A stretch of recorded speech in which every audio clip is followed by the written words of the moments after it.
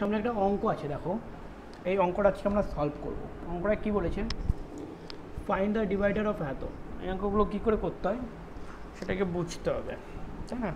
এখানে দেখো একটা কথাও লিখেছে 1/, এই ঠিক এখানটা, এই জায়গাটা 1/5 মাইনাস √2। একটা কথায় মাথা রাখবে সবসময়, নিচে কখনো √2 রাখা যাবে না, নিচে কখনো রুট রাখা যাবে না। তো এই দেখো -3 অ্যাকচুয়ালি রুট রয়েছে, -3 রুট রয়েছে, কিন্তু এটা কখনো রুট রাখা যাবে না। আমরা তাহলে এটাকে সলভ করি। তো সলভ করলে প্রথমে দেখছি কি বলছে এখানে। আমরা এরকম লিখতে পারি 1/5 মাইনাস 2√3, এটা এরকম আছে তো, তাই না? এইখান থেকে আমরা সলভ করা শুরু করলাম। এবার এখানে কি বলেছে দেখো 1/5 মাইনাস 2√3। এই √3 কখনো নিচে √3 রাখা যাবে না।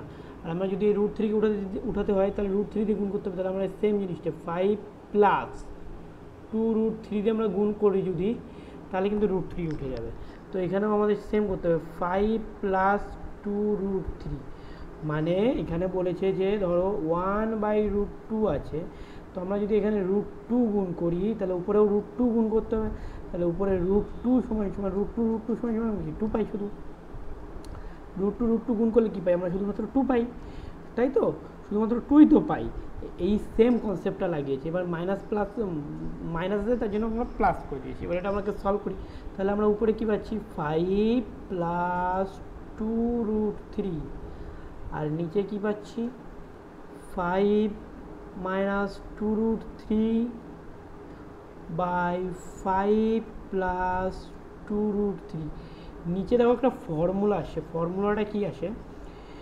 a square minus B square সমান সমান আমরা সবাই জানি a plus B, a minus B. আমরা a সমান সমান যদি আমরা 5 ধরি আর b সমান সমান যদি 2 - 3 ধরি, তাহলে কি এই ফর্মুলাটা পাচ্ছি? দেখো ভালো করে বোঝার চেষ্টা করো। এখানে আমরা কিন্তু এই ফর্মুলাটা পাচ্ছি। ঠিক কীরকমভাবে পাচ্ছি?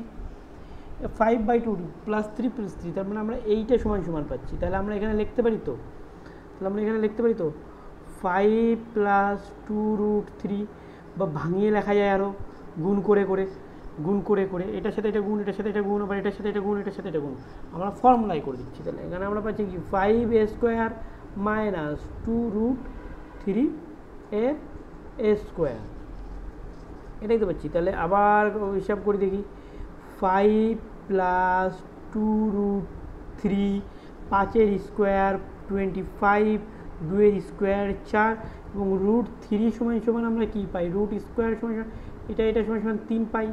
তো এখানে 3 পেয়ে গেলাম। তো আবার করি 5 প্লাস 2√3/25 মাইনাস 12। তাহলে আমরা কত পাচ্ছি? 5 প্লাস 2√3/25 থেকে যদি আমরা 12 চলে যাই, কত পাচ্ছি? এখানে 3 × 1 = 13। তাহলে আমাদের 5 প্লাস 2√3/13, এটাই আমাদের উত্তর।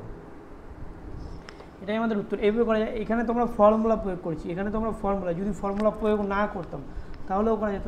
সেটা কিভাবে করা যায় সেটাও আমরা দেখে নিচ্ছি। যদি ফর্মুলা প্রয়োগ না করতাম তাহলেও সেই একই জিনিস হতো।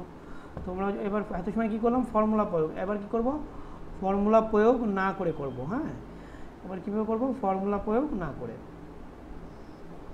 এখানে আমরা তাহলে লিখতে পারি 5 প্লাস 2√3/5 মাইনাস 2√3 বা প্লাস 5/2√3, এটা তো আমরা লিখতে পারি। মানে আমরা এই জিনিসটাকে তুলে নিয়ে গেলাম, এই জিনিসটাকে আমরা তুলে ওখানে নিয়ে গেলাম।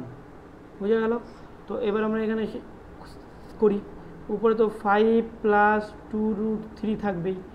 এইবার সাপোজ আমরা এই 5 আর এই 5কে এটা দিয়ে এটাকে গুণ করি, তাহলে 5 × 5 = 25।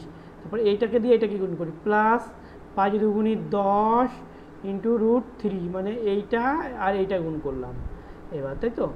তারপরে এইটা আর এইটা গুণ করব, তাহলে কি হচ্ছে? -10√3।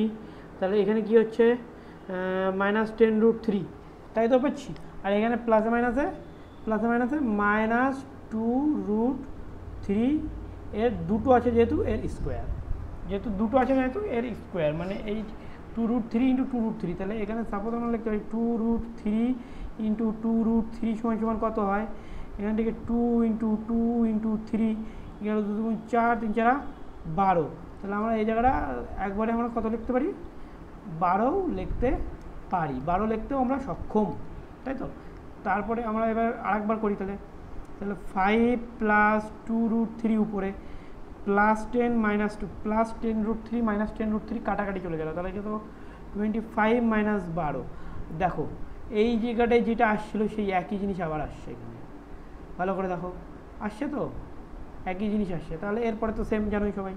তো 5 প্লাস 2√3 বিয়োগ করলে হয় 13, এটাই আমাদের উত্তর।